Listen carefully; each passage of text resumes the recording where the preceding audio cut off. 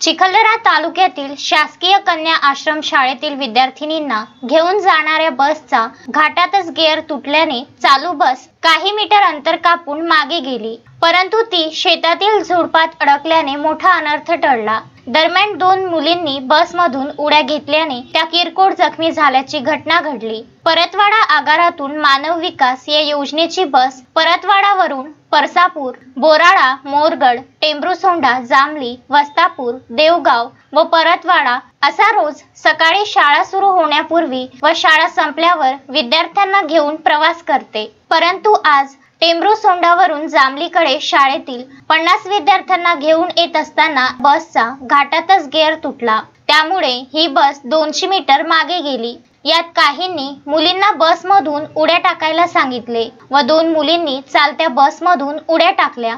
यात त्या मुली किरकोळ जखमी झाल्या। सुदैवाने काही जीवितहानी झाली नाही। मेळघाटात चालणाऱ्या एसटी बसेसची अवस्था अतिशय भंगार झाली असून रोज काही ना काही अपघात घडतात। भंगार झालेल्या बसेस पाठविल्या जातात। थोडक्यात अनर्थ टळला म्हणून बरे, नाहीतर आज मोठ्या अपघाताला सामोरे जावे लागले असते।